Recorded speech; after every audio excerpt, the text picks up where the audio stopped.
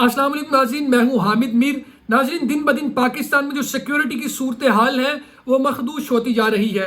पहले तुर्बत में, फिर गवादर में और आज KPK के ज़िला शांगला के इलाके बशाम में खुदकुश हमला हुआ, जिस खुदकुश हमले में 5 चीनी बशिंदे हलाक हो गए, जिनमें खातून भी शामिल थी। और इस खुदकुश हमले के फौरन बाद चीनी सफारत खाने का बयान आ गया और चीनी सफारत खाने के बयान के बाद ISPR ने भी स्टेटमेंट जारी कर दिया है। उसके बाद बड़ी खबर यह है कि चौधरी परवेज इलाही, जो कि साबिक वजीर आला पंजाब हैं, और मोनस इलाही और ज़ारा इलाही और जो सुमेरा इलाही हैं, उनको इलेक्शन लड़ने के लिए अहल करार दे दिया गया है। अब वो ज़िमनी इंतखाबात में हिस्सा लेके इलेक्शन लड़ सकेंगे।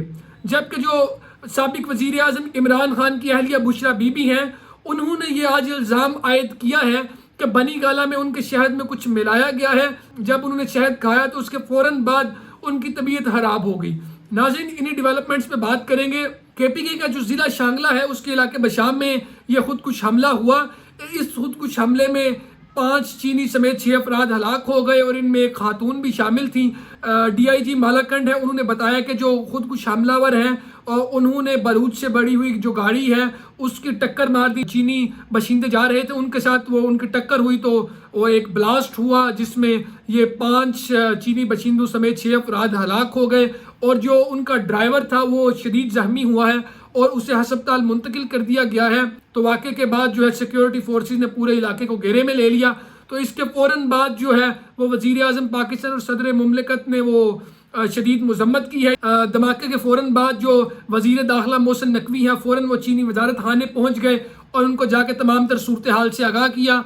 और मोहसिन नकवी ने चीनी सफ़ीर को धमाके की तमाम तर तफसीलात और हलाकतों के बारे में भी बताया। उसके बाद जो वज़ीर आला KPK अली अमीन गंडापुर है, उन्होंने IG KPK से इस वाक़े की रिपोर्ट भी तलब कर ली है और इसकी शदीद मजम्मत भी की है। ये खुदकुश हमले के फ़ौरन बाद चीनी सफारत खाने का बयान सामने आया, जिसमें तर्जुमान चीनी सफारत खाने ने कहा कि चीनी सफारत खाना और कौंसल खाना दहशतगर्द हमले की शदीद मजम्मत करते हैं और दहशतगर्द हमले में दोनों मुल्कों के मुतासरीन से हम इजहार अफसोस भी करते हैं।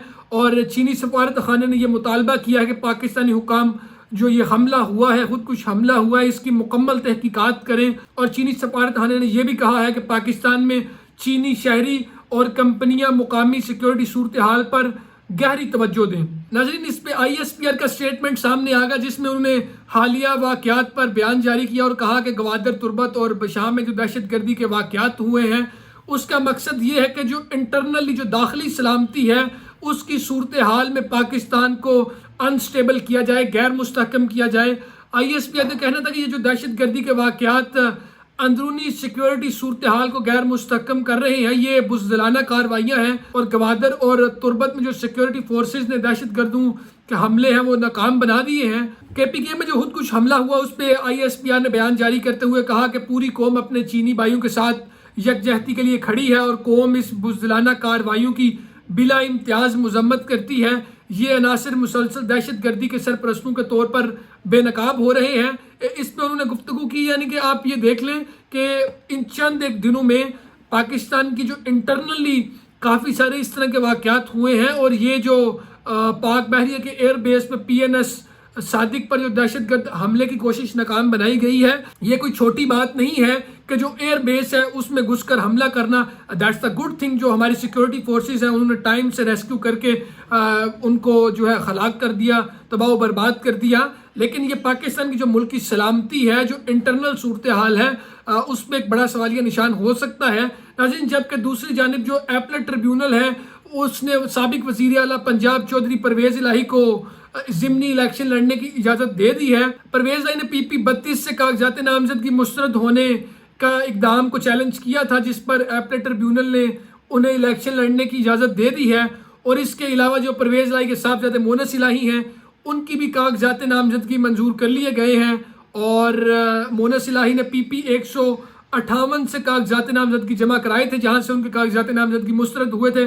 बहरहाल अब वो इलेक्शन लड़ने के अहल करार पाए हैं और उसके अलावा ज़ारा इलाही और सुमेरा इलाही को भी इलेक्शन लड़ने की इजाज़त दे दी गई है।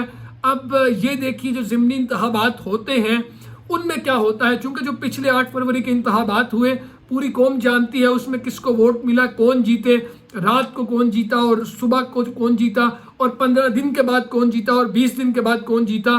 کہ ایک امیدوار ایک جگہ سے گجرانوالہ سے جیتا ہوا تھا، وہاں سے ری کاؤنٹنگ کروانے کے بعد لیگی جو ہے امیدوار وہ جیت جاتا ہے۔ تو اس طرح اب یہ دیکھنا باقی ہے کہ جو ضمنی انتخابات ہوتے ہیں اس میں پاکستان تحریک انصاف کا ووٹر کیسے نکلتا ہے اور ان کے ووٹوں کو کتنا تحفظ فراہم کیا جاتا ہے۔ اڈیالہ جیل میں جو عدالت ہے اس میں بشرا بی بی پیش ہوئی اور انہوں نے کہا کہ جی بنی گالہ میں میرے شہد میں کچھ ملایا گیا تھا اور اس شہد کو کھانے کی وجہ سے میری طبیعت اچانک خراب ہو گئی، مجھے یا عمران خان کو کچھ ہوا تو اس کی سراسر ذمہ داری اسٹیبلشمنٹ پر آئے گی۔ بشرا بی بی نے آج اڈیالہ جیل میں کافی جارحانہ انداز اپنایا۔ کمرہ عدالت میں جب بشرا بی بی گفتگو کر رہی تھی تو عمران خان انہیں بار بار روک رہے تھے، ٹوک رہے تھے۔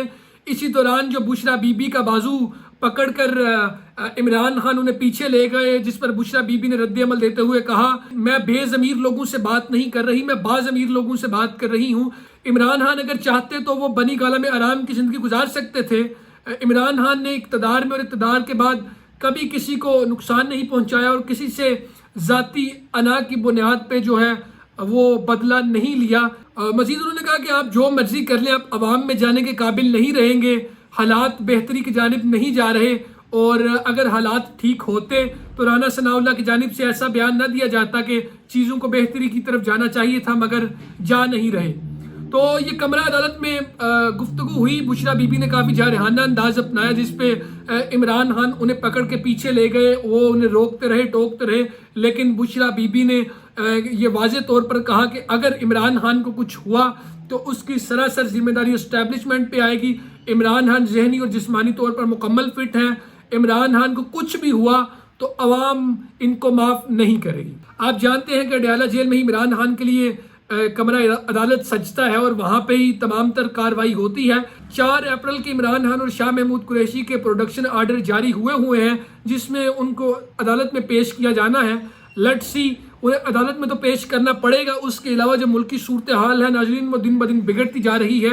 اس طرح کی صورتحال کے بعد، اس طرح کے سیکیورٹی تھریٹس اور الرٹس کے بعد کیسے ممکن ہے کہ کوئی باہر سے انویسٹر آئے اور ہمارے ہاں وہ انویسٹ کرے؟